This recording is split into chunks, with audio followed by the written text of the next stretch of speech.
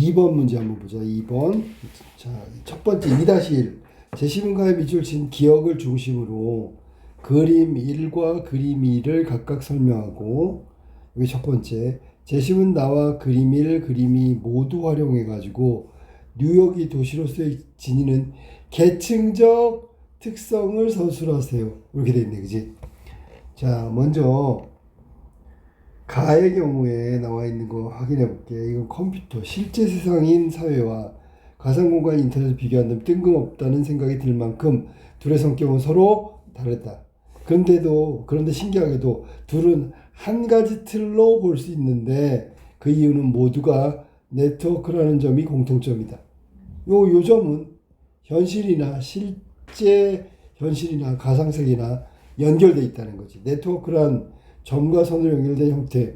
사회 네트워크에서는 개인들 하나하나가 점이 되고, 자, 개인이 점이 되고, 그 개인이 사회관계가 선이 되고요. 선은 선의 사회관계야. 가족, 친지, 친구, 직장, 동료 등이 다 선으로 연결돼 있다면 네트워크가 연결됐다라고 얘기하는 거지.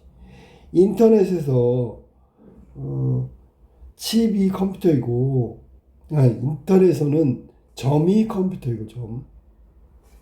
컴퓨터를 연결하는 랜 케이블이나 기기 연결을 전자기파가 선이 되고 전자기파로 연결됐다. 결국 점과 그 다음에 선이 이어진 것이 바로 네트워크가 된다. 네트워크의 이론에서는 점을 노드라고 한대, 노드. 그러면 이걸 다른 말로 하면 개인이라고 하면 되겠네, 그지? 그 다음에 연결선이라고 한다. 연결선. 연결선 나왔는데, 이거는 사람으로 친다면 연결된 네트워크. 그러니까 얘네들이 전부 다 사회적 관계에 해당된다라고 생각하면 되겠네. 네트워크는 생긴 모양에 따라 고속도로망 같은 네트워크, 항공망 같은 네트워크로 나눌 수 있다. 고속도로망하고 항공망. 이거 훨씬 빠를 거 아니야, 그지? 고속도로망 같은 네트워크는 각 노드가 연결되는 수가 거의 균일한 형태를 띈다. 그리고 항공망 네트워크는 각 노드 연결선이 몇 개의 노드에 집중되는 허브를 가지고 있다.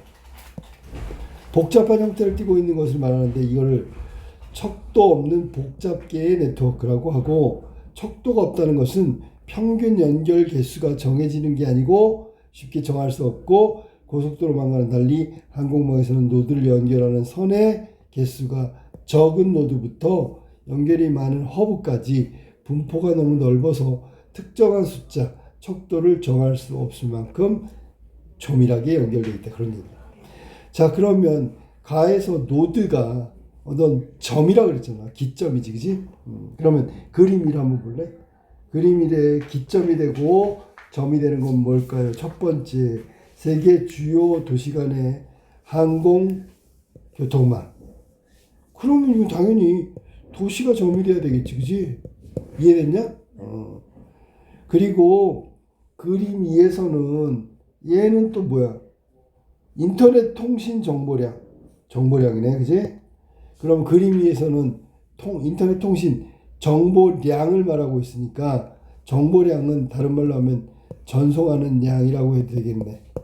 그러면 두 가지 전부 다 점과 선으로 연결되어 있다는 게 공통점이고, 그림 1도 그림 2도 모두 네트워크다.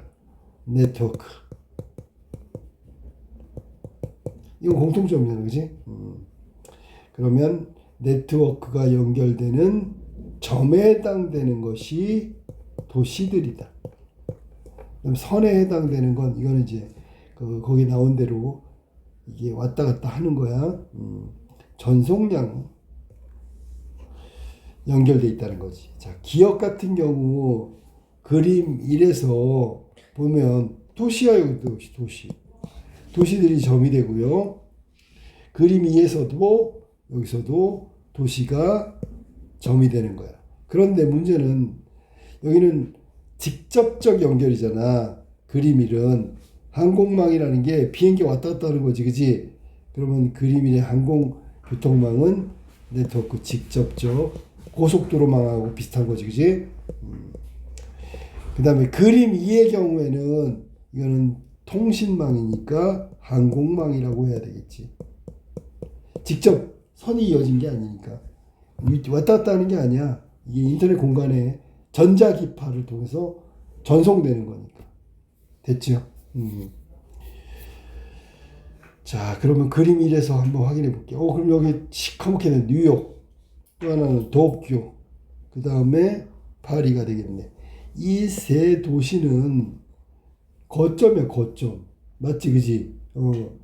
항공편이 많이 모이고 많이 흩어져. 그죠? 일종의 뭐라고 할까? 위에서 말한 대로 하면 여기가 연결이지, 연결.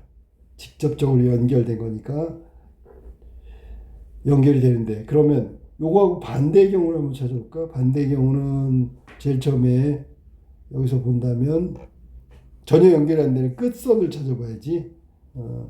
끝선 연결이 안 되는 부분들 많죠. 여기 산티아고도 그렇고 오클랜드도 그렇고요. 시드니를 거쳐가지고, 시드니도 많을 것 같은데 적네, 그지? 시드니 그래도 몇 개 있으니까. 그 다음에 쭉 가면 멜버른 말고 요하네스버그 말고, 그렇지, 요 정도. 얘네들은 오클랜드, 산티아고 이런 애들은 상대적으로 적은 거지, 그지? 연결이 안 됐으니까. 자, 그림 2에서는 볼까? 이번에는 도시라고 볼까? 도시가 뭐야? 뉴욕, 그 다음에 샌프란시스코 여기도 맞네. 그 다음에 쭉 가가지고 샌프란시스코 말고 쭉 가서 파리 정도. 이런 애들은 또 인터넷 통신망이 막 집중적으로 전송량이 많고, 그렇다면 얘는 일종의 허브 역할을 하고 있는 거지. 허브 역할을 하고 있는 파리하고 샌프란시스코, 뉴욕 허브 역할을 한다. 이 정도 되겠네, 그지? 그러면 여기 지금 나와 있는 대로 그대로 설명한 거야. 점은 도시고 연결된 건 선이고. 그러면 여기 문제에서 뭐라 그러냐면, 봅시다. 나의 그림, 나도 읽어봐야 되겠구나. 나. 도시들 간의 서로 다른 규모의 기능, 영향력 따라 상호작용과 계층성을 나타내. 계층이라는 게 어디는 많고 어디는 적고, 세계 도시 체계는 도시 간의 생산품, 인구의 이동, 정보 자본의 흐름 같은 상호작용이 이루어지는데, 서로 다른 계층의 세계 도시들의 기능적으로 연계된 체계를 의미한다. 네트워크는 아니지만. 세계 도시는 국제 금융 영향력, 다국적 기업의 본사의 개수, 생산 서비스업의 집중 정도, 국제기구 본부 수, 국제항공 승객 수, 주요 교통 및 통신의 결절, 이어졌다 끊어졌다는 기준으로 크게 최상위의 최세계도시, 주요 세계도시, 하위 세계도시 이렇게 계층을 이루고 있단 말이야. 최상위 도시는 다국적 기업의 생산 소비 기능, 국제금융 기능, 뭐 이런 여러 가지 기능이 집중돼 있다. 물질, 인적 교류도 매우 활발하고 경제를 통제하고 조절하는 기능이 있다. 세계 경제는 그러니까 최상위 세계 도시에 의해서 조절되고 통제된다. 최상위 세계 도시의 영향력 아래에 있는 권역 및 지역별로 중심지 역할을 하는 게 바로 주요 세계 도시가 있고요. 그러면 결국 얘를 주요 세계 도시는 최상위 세계 도시를 돕는 거랑 마찬가지지. 그 다음에 하위 세계 도시는 별로 중요한 역할을 못하는 거고, 그냥 대륙 규모에서 중심지 역할을 한다. 얘는 전 세계에서 중심 역할을 하고, 그걸 떠받쳐주는 건 주요 세계 도시를 말하는 거예요. 세계 도시들은 그들의 기능을 보완하기 위해서 주변의 도시와 연계하여 네트워크 같은 거라 할지 세계 도시 권역을 형성하기도 한다.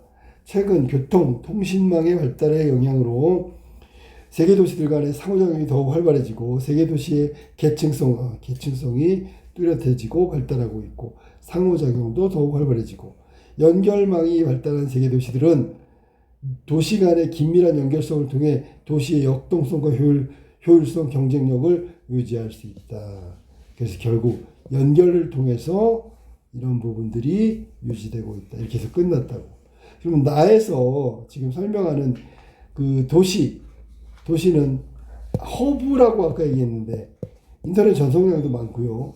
네트워크에 연결된 세계 최상위 세계 도시들 어디 있어? 아까 얘기했던 대로 하면 뉴욕이라든지 그 다음에 런던이라든지 도쿄라든지 파리라든지 이런 데가 해당되겠지, 그지? 근데 이 허브에 관련돼서 뉴욕 같은 경우에 뉴욕은 항공교통망이 연결된 도시의 수가 많고 연결된 도시하고 오고 가는 수송량도 많고요. 여객수도 많고요. 그럼 결국 인터넷 전송량도 통신망도 연결돼 있어. 전송량도 굉장히 많아. 그러면 최상위 세계 도시는 뉴욕이 되겠지, 그지? 뉴욕이라고 봐야 돼요.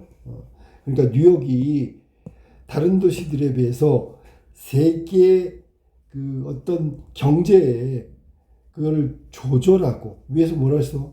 조절하고 통제하고 이 기능을 할 수 있는 건 그냥 도시가 커서가 아니고 여기서 말한 대로 하면 도시의 계층성을 따져보니까 첫 번째 항공통신망이 잘 발달돼 있어.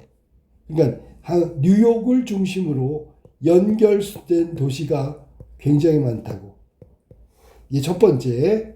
그 다음에 두 번째는 항공이니까 여객의 수, 비행기 탑승자를 말하는 거야. 그 다음에 화물의 수송량도 많을 거고, 맞죠? 그 다음에 두 번째는 그림인데 여기는 허브라고 아까 했으니까 인터넷 통신망이 발달했지, 그지? 그러니까 연결된 도시도 엄청 많고요. 인터넷 통신망을 통한 전송량도 무지하게 많고요. 결국은 이 뉴욕이라는 도시, 여기서는 뉴욕뿐만 아니라 또 다른 도시도 있어. 몇 군데 안 되니까. 예를 들면 인터넷망은 샌프란시스코, 파리지만 또 위에서 말한 대로 항공망은 좀 다르지. 항공망은 뉴욕이나 런던이나 도쿄.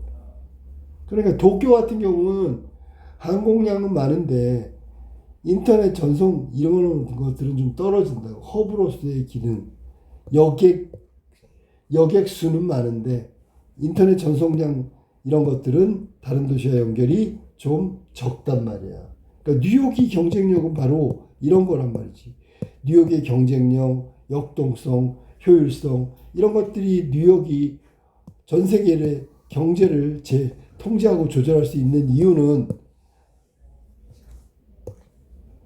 항공통신망뿐만 아니라 인터넷 통신망까지 발전했기 때문에 이게 두 개 합쳐져야 되는 거지.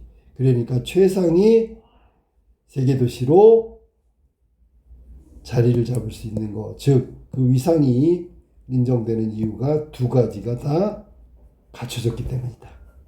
이것도 700자로 쓰는 거야. 알겠지?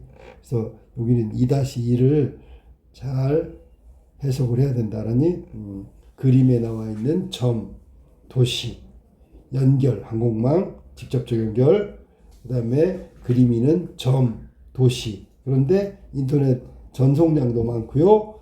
이 도시들, 허브와 연결된 도시들이 쫙 깔려있단 말이야. 그러니까 최상위 세계도시로 뉴욕을 꼽았던 이유가 한 가지가 아니라 양쪽 모두가 갖춰졌기 때문이다. 라고 글을 마무리하면 되겠지. 자, 여기에 2-1번 문제였어.